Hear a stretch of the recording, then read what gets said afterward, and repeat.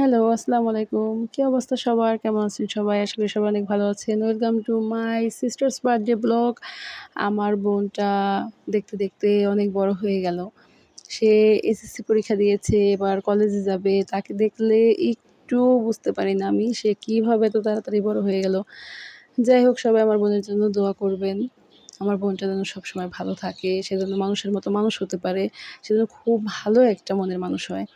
আমিও দোয়া করি মন থেকে, বোন তুই অনেক ভালো থাক, তোর জীবন সুন্দর হোক। বোনের আবদার ছিল সে খাবে গরুর মাংসের স্টিক, মোরগ পোলাও আর পুডিং আমার হাতের।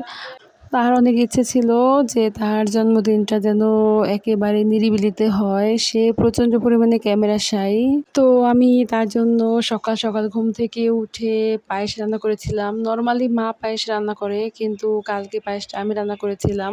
তারপরে হচ্ছে স্টিক বানানোর জন্য সব কিছু ফ্রিজ থেকে বের করে নিয়েছিলাম। টুকটাক যা লাগতো বাসায় যা ছিল তা দিয়েই বানিয়েছিলাম। কারণ সে আগের দিন রাত্রে আমাকে বলতেছিল যে আপু আমি গরুর মাংসের স্টিক খাবো।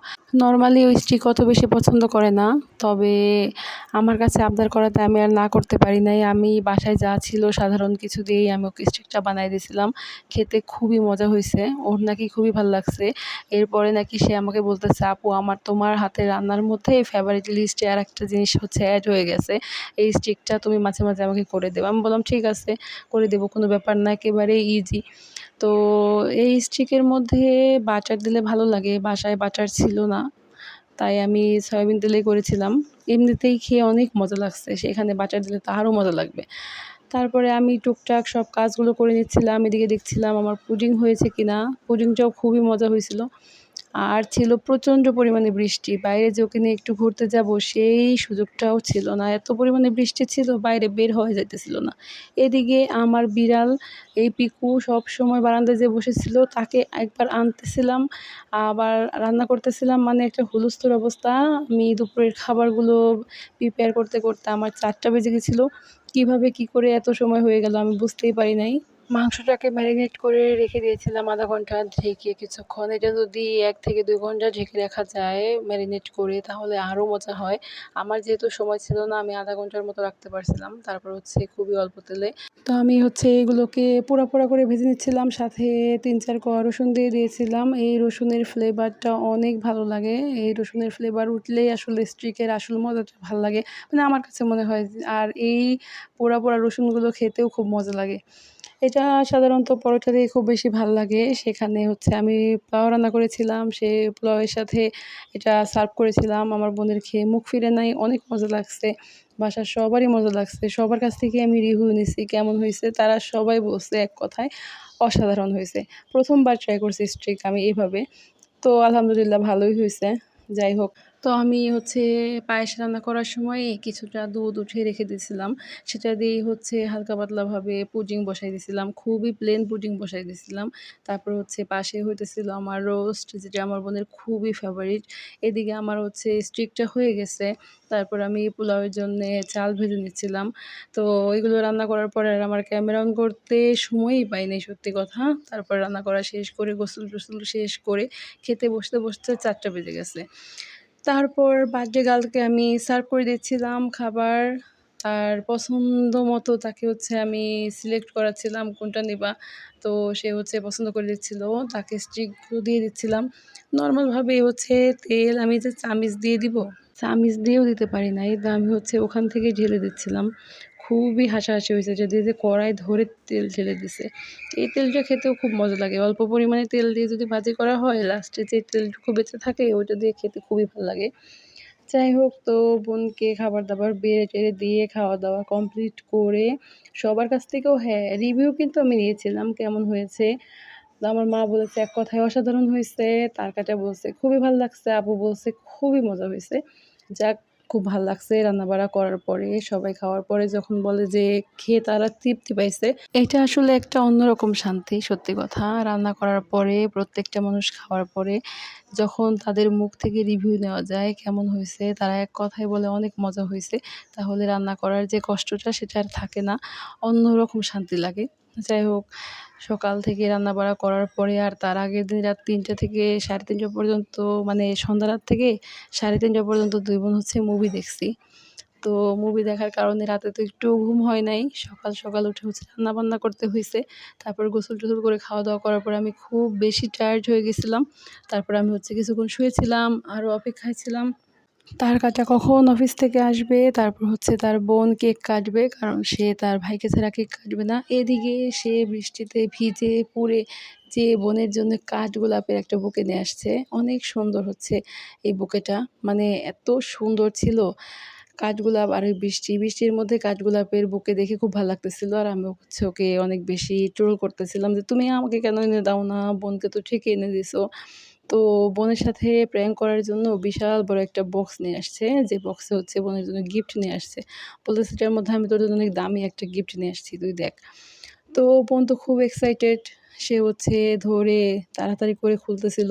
পলি দিয়ে বেঁধে আটকে নিয়ে আসছে বৃষ্টিতে যেন না ভিজে। তো তার কাছাকে থ্যাংক ইউ যে এই কাজটা করার জন্য। আর আমার বোন তো দেখে পুরা সারপ্রাইজড হয়ে গেছে যে একটা টেডি, এই বয়সে একটা টেডি পাইছে সে। সে তো মহা খুশি। তার টেডির কালেকশন অনেক বেশি, বাট এই কালারের টেডিটা নাই। মানে এইরকম লাইট কালারের টেডি তার নাই। তো সে মহা খুশি হয়ে গেছে। তার ভিতরে ছিল একটা চকলেটের বক্স, আর হচ্ছে সে মজা করতে যেয়ে যে এই কার্টুনটার মধ্যে এই টেডিটাকে ভরে নিয়ে আসছিল, সেখানে সেই কার্টুনটার মধ্যে ছিল ১ প্যাকেট নুডলস। তো আমরা তো খুবই হাসাহাসি করতেছিলাম, দেখো নুডলস চলে আসছে। যাই হোক, তারপরে আসি এই কেকের কথায়। আমার মা সাধারণত খুবই শান্ত স্বভাবের একজন মানুষ। সে কখনোই ওইভাবে নিজে যে বাজারে যাবে, বাজার থেকে একটা জিনিস যে নিজে কিনে নিয়ে আসবে, সেই ধরনের মানুষ না। আমি বড় হওয়ার পর থেকে আমি হাতে করে তাকে যা এনে দিয়েছি, সে সেটাই খুশি মনে, হাসি খুশি মনে সে সেটা গ্রহণ করে নিয়েছে। আলহামদুলিল্লাহ। কাল আমি হুট করে দেখি মা সকালবেলা ঘুম থেকে উঠে নাস্তা করে তারপরে সে রেডি হচ্ছে। তো আমি মাকে জিজ্ঞেস করেছিলাম যে, "মা তুমি কই যাইতেছো এখন?" বলতেছে, "আমার মেয়েটার জন্মদিন, তো আমার একটা গিফট দেওয়া উচিত। কালকে তো যেতে পারি নাই, বৃষ্টি ছিল, আজকে যাবো।" তো আমার বোনের গায়ে পরনে যে ড্রেসটা দেখছেন, এটা আমার মা নিজে একা যেয়ে পছন্দ করে নিয়ে আসছে। আব্বু বলতেছিল যে, "তোমার সাথে আমি যাই।" মা বলতেছে, "না, আমার মেয়ের জন্য আমি একা যেয়ে নিয়ে আসতে পারবো, তোমার যেতে হবে না।" তো আমি দেখে মাকে অবাকই হয়ে গেছিলাম, যে মানুষটা আমার বাবা কিছু এনে দিলে হাসিমুখে গ্রহণ করে, আমি কিছু এনে দিলে হাসিমুখে গ্রহণ করে, সেই মানুষটা কীভাবে একা যেয়ে মার্কেট করবে? আমি আসলে অবাক হয়ে গেছিলাম। তারপর মাত্র ১ ঘন্টার মধ্যে সে ফিরে আসছে বোনের জন্য ড্রেসটা নিয়ে, কেক নিয়ে। অবাক করার বিষয় হচ্ছে সে কেক নিয়ে আসছে তার মেয়ের জন্য বার্থডেতে। নরমালি আনে, সে আব্বুর সাথে যায়, আব্বুর সাথে থাকে ড্রেস নিয়ে আসে, আব্বুর সাথে থাকে কেক নিয়ে আসে। ঈদের মধ্যেও ঠিক তাই করে। দেখা গেছে আব্বুর সাথে গেল, সে তার পছন্দ করে নিয়ে আসলো। বাট একা কখনো যে মার্কেট করবে, এই জিনিসটা আসলেই আমার কাছে কালকে দেখা অনেক, অনেক এক্সাইটিং একটা ব্যাপার ছিল। আমি খুব বেশি অবাক হয়ে গেছিলাম। আর ড্রেসটা এত সুন্দর ছিল। এই ড্রেসটা যখন আমার বোন পড়ছে, আমার কাছে মনে হয়েছে ড্রেসটা ওর জন্যই পারফেক্ট, ওর জন্যই বানানো হয়েছে। আমার মা এতগুলো ড্রেসের মধ্যে থেকে এমন একটা ড্রেস খুঁজে নিয়ে আসছে, যে ড্রেসটা পরে আমার বোনকে পুরা একটা পরীর মতো লাগতেছিল আমার চোখে। আলহামদুলিল্লাহ, নজর না লাগুক, আমার বোন সবসময় ভালো থাকুক। আমার মা পুরো অবাক করে দিছে। সে যে এত কিছু যে নিয়ে আসবে, ফল নিয়ে আসছে, টুকটাক অনেক কিছু নিয়ে আসছে। কিন্তু আমি এই ২ টা জিনিস দেখে সারপ্রাইজড হইছি। সে যে কেক আর ড্রেসটা নিয়ে আসছে অনলি ফর ১ ঘন্টার মধ্যে, আমি অবাক হয়ে গেছিলাম। যাওয়ার কথা ছিল আমার, যে রান্নাবাড়া কমপ্লিট করে তারপর হচ্ছে আমি যাব। কিন্তু মা বলতেছিল যে, "এত কিছু করার পর আসলে তুমি টায়ার্ড হয়ে যাবা, টাইম পাবা না, কষ্ট হয়ে যাবে, বৃষ্টি এসে যাবে। তো তুমি থাকো, আমি যাই।" তা আমি হচ্ছে ১ম একটু অবাক হচ্ছিলাম যে মা আসলে যে কী করবে? কীভাবে ড্রেসটা আনবে? আমি তো ভাবতেই পারতেছিলাম না। কিন্তু আমি পুরো অবাক হয়ে গেছি যখন এই ড্রেসটা, প্যাকেটটা প্লাস কেকের প্যাকেটটা হাতে দেখছি। আনার পরে বাসায় খুলে যখন দেখছি, ওহ মাই গড! এত সুন্দর! আমার কাছে খুবই ভালো লাগছে। যাই হোক, এই তো আমার বোনের ছোট্টখাটো একটা জন্মদিন ছিল ঘরোয়াভাবেই। একেবারে ঘরোয়াভাবে আমরা ৫ জন মানুষ মিলেই তার বার্থডে সেলিব্রেশন করতেছিলাম। এই তো আমাদের ছোটখাটো আয়োজন, ছোটখাটো ঘরোয়া পার্টি বলেন বা যাই বলেন, ছোটখাটো একটা সুখ, একটা খুশি, অনেক ভালো লাগা।